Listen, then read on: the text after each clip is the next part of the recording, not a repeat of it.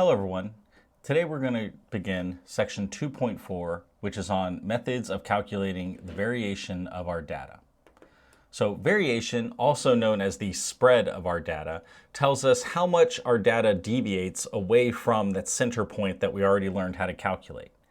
So our three main types of deviation that we're going to look at are range, variance, and standard deviation. So range we actually already saw in section 2.1, which it's just the difference between our maximum value and our minimum value.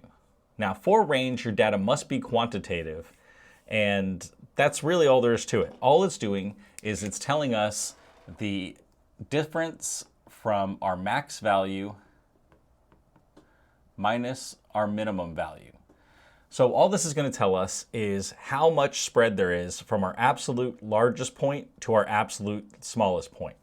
Now, of course, we don't usually use range if we are given the option. It's good to give us a good, quick, down and dirty estimate, but in the end, it's not always very useful because let's say, for example, you had a bunch of data that was right here, and you have one data point here. Well, your range is going to be based on the two extreme data points, the smallest and the largest. This means that range is heavily affected by if you have any outliers. So where most of your data would be here, let's say this is 1,000 data points and you have a range that should be here, but because you have that one outlier, it's actually going to be much larger. And this is where, again, sometimes if you find out there's a mistake or it doesn't really fit your data, you may want to reframe your question so that you don't include this data point, in which case range might actually be somewhat useful because it actually will be kind of at the bulk of where your data actually is. But regardless, range isn't very good for telling us how much the data deviates because it really only tells us what are the most extreme values of our data. So now we're going to look at our deviations. Now there's a couple different types. There's mean deviation, there's standard deviation, and then of course there's sample standard deviation. Now we're specifically going to be focusing on standard deviation and of course sample standard deviation to go with that. Now, mean standard deviation is another method you could use, but there are a lot of reasons that we won't go into in this course why standard deviation is sort of the gold standard that we use. And we'll find out a lot more about this as we use it. And then we've got our variance, which is just our standard deviation squared. So really, whenever we're finding variance or standard deviation, we actually already have the other value. We just have to either square the standard deviation or we have to take the square root of the variance to get the standard deviation. But either way, once you have one, you have the other. Now you might wonder, if we have two values that are just the square or square root of the other, why do we do it? Why don't we just use one value? And it actually has to do kind of with context. For most statistical calculations, we actually prefer to use variance to talk about our deviation of our data. But whenever we're actually discussing the data, we generally want to have it in terms of standard deviation, which hopefully this will make more sense once we actually get into how do we calculate it. So let's first talk about variance, because standard deviation is just, we'll find the variance and all we have to do is take the square root. So variance for our population, so this is our parameter, we have sigma squared. And if you read the definition, it is the average of the squared deviations of the data values from the population mean. So what does that mean? It means that if we have some data and there is some mean that exists for our population, then what we're going to do is we're going to say, okay, well, how far does each of our data points deviate from that mean? So in other words, let's say I have an x1 that's right here. Then it deviates by this amount. Let's say my x2 is right here, so it deviates by this amount. Let's say x3 is here, so it deviates by this amount. Let's say x4 is here, it deviates by this amount. And let's say x5 is here.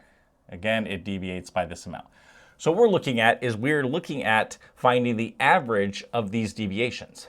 The problem is we can't just take the average of these deviations because remember that means should be at the center of our data, meaning that we should have as much magnitude of stuff happening on the right side as we do on the left side, meaning the positives would cancel out with the negatives and you would end up saying your deviation is 0.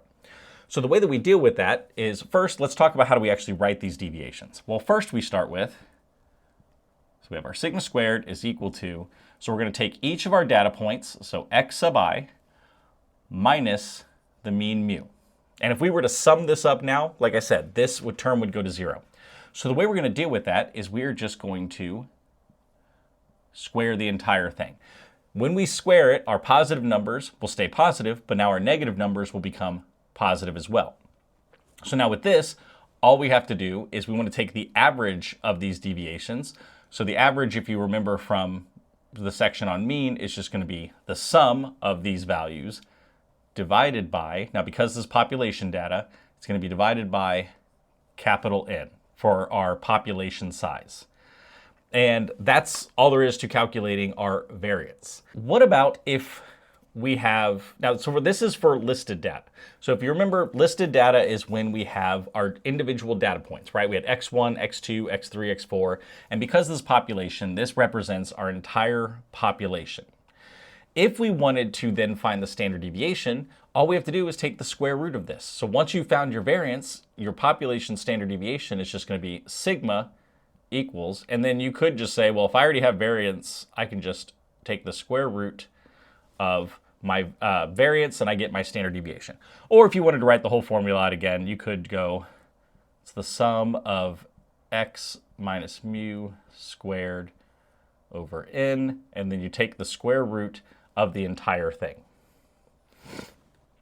Now, there are a couple assumptions that we have to consider. The first is that to have your population variance, this means you would have had to have conducted a census.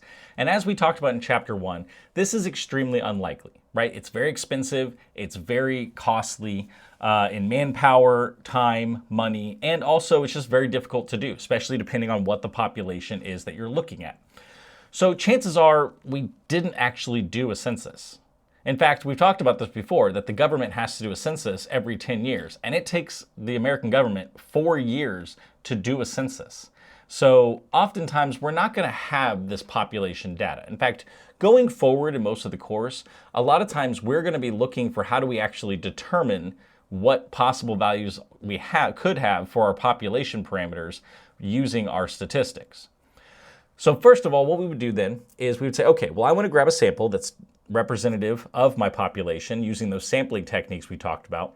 And then we're going to look at how would we calculate the variance and standard deviation if we had sample data. So again, this is still working with listed data. So now we're going to find our variance and standard deviation using sample data.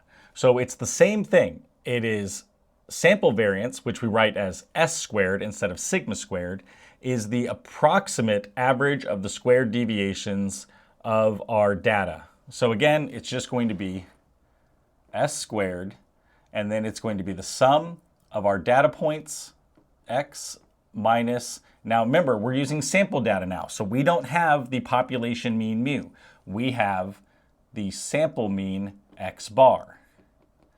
Now, there's one minor difference when we're doing this, because notice in this definition, it doesn't say that it's the average, it says it's the approximate average. And this is because we actually are going to divide by n minus 1. We're a reminder, because this is sample data, it is lowercase n. Now, we're not going to go into great detail of why this is divided by n minus 1. Mostly for now, you'll just have to remember it. But later on, when you learn about the student's t-distribution, this is actually based on something called the degrees of freedom. But for now, just know that when it is population data, you are dividing by capital N. When it is sample data, you were dividing by n minus 1. So as before, if we wanted to find our standard deviation, which would just be s, this is just going to be the square root of s squared. Or again, if you want to write the whole thing out, it would be the sum of x minus mu squared over n minus 1, and then you take the square root of the entire thing. Now, one last thing I wanted to briefly mention about this is when you are finding your variance, now this is for population and standard deviation, this top term here is called the sum of squares, which kind of makes sense, right? Because if you think about x minus x bar or x minus mu, when we square it, what do we do with it? We add them up, we sum them. So we're taking the square term that we get from these and we're summing them, so this becomes the sum of squares, right? It's the sum of our squared terms. Up until now, these have all been ways of finding a variation for our listed data. But what about if we have grouped data? So remember, like previously, if we have grouped data, we don't know exactly what those specific values are within some interval. So what we have to do now is we're going to use the midpoint in place of our x. So I'm still going to use the term x, but you could think of it as your midpoint. But now we also have to take into account how many of them there are. So if you have listed data, I'm just going to write it for the sample, but you would do the same idea if you were doing it for population. It is going to be variance s squared is equal to, it's going to be the sum of x minus x bar squared times your frequency. And then when we divide it, if you remember from when we had grouped data before or table data before, n could also be thought of as the sum of your frequencies. And then you're still going to subtract 1 from that. Because if you remember, this sum of frequencies is equal to n. Now, you might wonder, why are we doing this? Well, it's because if you remember, like I said previously, this is really just our midpoint because we don't know what the individual values are. But if we have some table, let's say that our interval was 3 to 8, and we had a frequency of 3. We would take the average of this, which would give us 8 plus 3 is going to be 11 divided by 2 is going to give us a midpoint of 5.5. Let's say that our mean x bar was 4.7. Then what we would actually be doing is we would be saying, okay, well, we're taking the sum of 5.5 minus 4.7 and we're squaring it.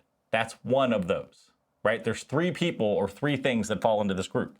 So then we would say plus 5.5 minus 4.7 squared plus 5.5 minus 4.7 squared. Or an easier way to do this would be 5.5 minus 4.7 squared times 3. So all we're doing is we're just taking one of these values using the midpoint. We're finding the square of our deviation, and then we're just multiplying it by how many of them there are based on the frequency. So this is why it is sum of x minus x bar squared times f, and then we have the sum of f minus n. Now, similarly, if we wanted to get our standard deviation, it's going to be s is equal to sum of x minus x bar squared times the frequency divided by the sum of the frequency minus 1, and then we just take the square root of the entire thing. Now, we're actually going to do some examples in the next video, and I'm going to set up a table so that we don't have to do this in some long calculation like this. Now, you could go and you could take every single value, multiply or minus your mean, square that value, add up all of those values, but we're going to do it in a table to make things a little bit more streamlined. So I'll see you in that video and we can do that together. Thank you for watching. To continue learning, click the linked video here for the next lesson. If there's a topic you'd like me to cover, let me know in the comments. Don't forget to subscribe, and I'll see you in the next video.